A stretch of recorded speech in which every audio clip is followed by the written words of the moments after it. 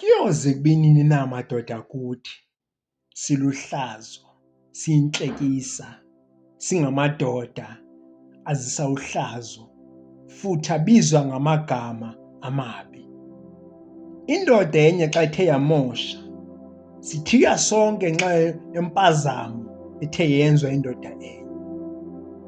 Umsebenzi wethu madoda kuthi uba masiqinisekise uba uhlazo siyalukhupha, siyazilungisa impazamo ethe zenziwa ngamanye amadoda kule ndlela esiyihambayo yobudoda. Indoda yabekwa nguThixo uba mayibe yintloko yebhinqa, ngoba uThixo uyayithemba indoda uba mayibe yiyo ekhokhelayo ikhaya layo.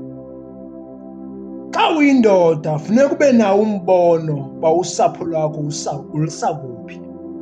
Xa uyindoda noba ungatshatanga, qinisekisa uba umbono uba nawo, ngoba umzisa kanjani umntu olibhinqa ebomini bakho ube ungenambono uba umsa kuphi na. Umntu olibhinqa ufika endodeni ingumntu ozoncedisana nendoda, ungumntu futhi ozoqinisekisa uba umbono wendoda uyafezeka. Xa uyindoda qinisekisa uba uba nalo iphupho, uba nawo umbono uba ulusa kuphi usapho lwakho njengendoda. Ngoba kuyingozi uba yindoda engenambono, ube yindoda futhi engenaminqweno. Xa ungenaminqweno, iza kuncedisa njani ibhinqa elifikayo ebomini bakho uba likuncedise uba mawufezekisa wakho amaphupho? Xa uyindoda iba nalo iphupho futhi uqinisekise uba uyasebenza ngakho konke ukuba iphupho lakho lifezeke njengendoda. Makhe sivukeni madoda kuthi silungise impazamo ethe zenziwa ngamanye amadoda kule ndlela esiyihambayo yobudoda. Siqinisekise uba uhlazo sithe salufumana siyalukhupha kwandoda.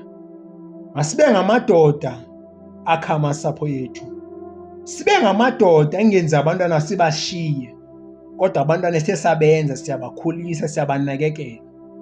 Noba ibhinqa selikushiyile okanye selithe lakhetha ukuba likudivorce, qinisekisa uba abantwana bakho uyabanakekela njengendoda.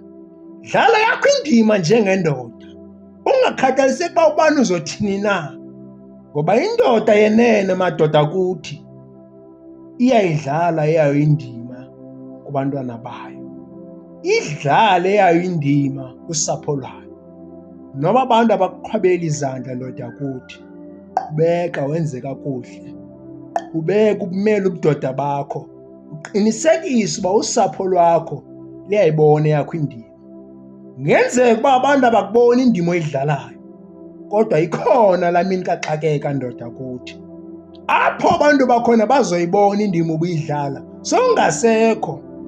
Ndiyavuma abanye bathi enkosi ngendima oyidlalayo ebomini bawo.